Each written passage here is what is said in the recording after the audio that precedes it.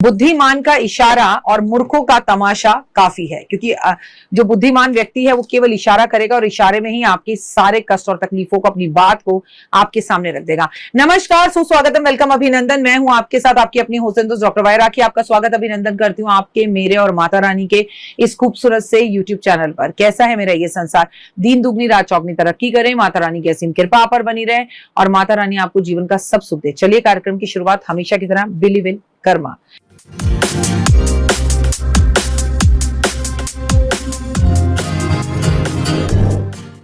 देखिए, आज हम बात करेंगे अपने इस कार्यक्रम में हरियाली अमावस्या की।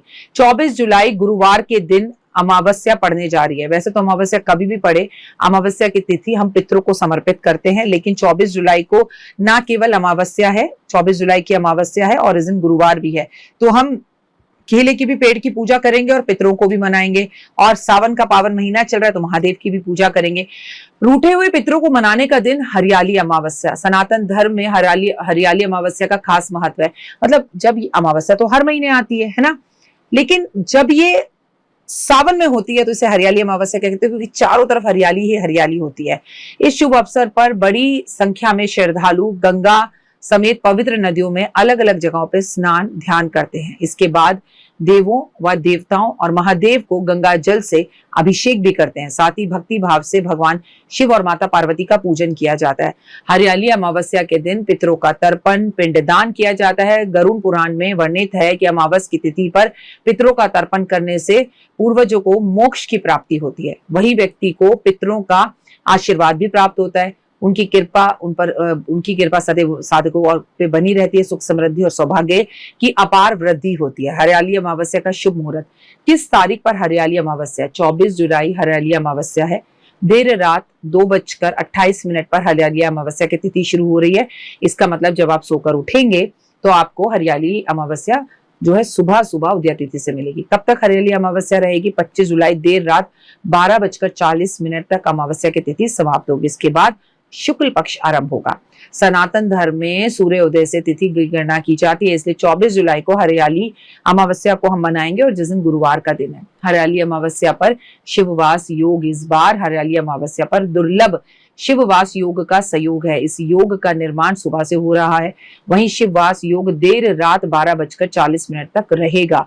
ऐसे में महादेव की पूजा या महादेव का रुद्राभिषेक बहुत ही लाभकारी है। इस दौरान भगवान शिव कैलाश पर जगत जननी देवी माँ गौरी के साथ रहेंगे। इस समय में भगवान शिव और माँ पार्वती की पूजा करने से सुख सौभाग्य की वृद्धि होगी। साथ में सभी प्रकार के संकटों से भी हमें मुक्ति मिलेगी। शुभ योग। हरियाली अमावस्या में कई मंगलकारी शुभ योग बन रहे हैं। रवि पुष्य योग शाम 4 बजे से 4:50 तक आपको जो है 25 जुलाई सुबह 5 बजे से 29 मिनट तक सर्व सिद्धि योग मिलेगा। सुबह 4 बजे से 4:40 तक तो आपको जो योग मिल रहा है वो बेहद ही खास है, उसे समझना होगा। और वो रवि पुष्य योग है। ठीक है, तो ये अपने आप में बहुत खास बात है कि उस दिन रवि पुष्य योग मिल रहा है सुबह 4:40 तक, 4 बजे से 40 मिनट तक। उसके बाद आगे हम बढ़े तो हमें सुबह 5:40 से सर्व सिद्धि योग मिल रहा है। शिव योग दिन भर ही रहेगा। हर्षण योग सुबह 9:51 से लेकर मिल रहा है और अमृत सिद्ध योग हमें 4:40 से लेकर शाम 5 बजे तक ये योग हमें मिलेगा। पुनर्वसु नक्षत्र है शाम को 4 बजे से लेकर 40 मिनट तक और उसके बाद पुष्य नक्षत्र का सहयोग बन रहा है। कहते हैं देवाधिदेव महादेव की पूजा साधना करने से आपको सभी सुखों की प्राप्ति होगी। और ऐसा भी कहा जाता है कि इस दिन भगवान की पूजा आराधना करने के साथ साथ बेहद ज्यादा जरूरी है कि इस दिन हम महादेव की पूजा भी करें, क्योंकि सावन का पावन महीना चल रहा है तो इस टाइम पे भगवान की पूजा जरूर करें। हरियाली अमावस्या पर कैसे करें पूजा? हरियाली अमावस्या के दिन आपको नदी में स्नान करने का महत्व बहुत अधिक होता है। आप अपने घर में पानी में गंगा जल मिलाकर स्नान जरूर करें। सुबह सवेरे जल्दी उठें, सूरज को जल जरूर दें। स्नान आदि करने के बाद घर में दीप जलाएं, सूर्य को अर्घ दें, ऐसा माना जाता है। हरी चूड़ियां, सिंदूर, बिंदी और बांटने से जीवन साथी की उम्र लंबी होती है और घर में खुशियां आती है। इस दिन आप ये सारा सामान पीपल के पेड़ पर भी अर्पण जरूर करें। हरियाली अमावस्या के दिन आपको भक्त को पीपल पर तुलसी के पेड़ की पूजा जरूर करनी चाहिए और उसकी परिक्रमा भी करना चाहिए। इस दिन मालपुए का प्रसाद गणपति को अर्पण कर कर उसे जरूरतमंद लोगों में बांटना चाहिए। हरियाली अमावस्या वाले दिन स्वास्थ्य समस्याएं अगर कोई भी हो रही है तो खीर बनाकर शिव जी को अर्पित करें और कुछ अंश पितरों के नाम से निकाल दें। शिव जी को अर्पित करते हुए खीर निर्धनों में बांट दें। ऐसा करने से आपके जीवन में बहुत खुशहाली आएगी। सफेद चंदन की लकड़ी नीले धागे में बांधकर इस दिन आपको महादेव के मंदिर में छोड़ कर आनी चाहिए। पारिवारिक समस्याओं को अगर आप गुजर रहे हैं, बहुत लड़ाई झगड़े घर में हो रहे हैं, तो आपको नारंगी रंग का वस्त्र धारण करना चाहिए और भगवान शिव और माता पार्वती तो आपको नारंगी रंग का वस्त्र धारण करना चाहिए और भगवान शिव और माता पार्वती की एक साथ पूजा करनी चाहिए और ओम गौरी शंकराय नमः का जाप एक माला जरूर करना चाहिए। हरियाली अमावस्या पर आपको अपनी गलतियों को, जो आपकी गलतियां हो चुकी हैं, उसके लिए अपने पितरों से क्षमा मांगनी चाहिए। अमावस पर आपको पितरों का अगर आशीर्वाद चाहिए तो घर में गृह कलेश बिल्कुल नहीं होना चाहिए, माहौल को बहुत अच्छा रखना चाहिए।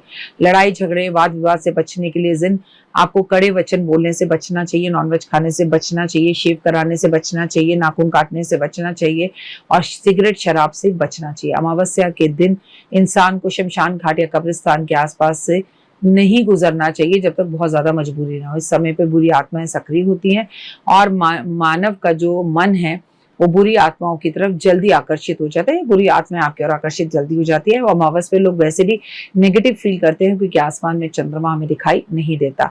और आपको अपने मन को सही करने के लिए इस दिन कोशिश करनी चाहिए कि काले नीले रंग के कपड़े आप ना पहने और इस दिन आप केले के पेड़ की पूजा जरूर करें। इस दिन अगर संभव हो सके तो पीपल का एक पेड़ भी जरूर लगाएं। हरियाली अमावस्या वाले दिन पितरों को प्रसन्न करने के लिए एक तांबे के लोटे में जल भरकर उसमें गंगा जल, कच्चा दूध, तिल, जौ, दूध, शहद, फूल डालकर इस दिन आपको पितरों को तर्पण देना चाहिए। पीपल के पेड़ पर अर्पण करना चाहिए।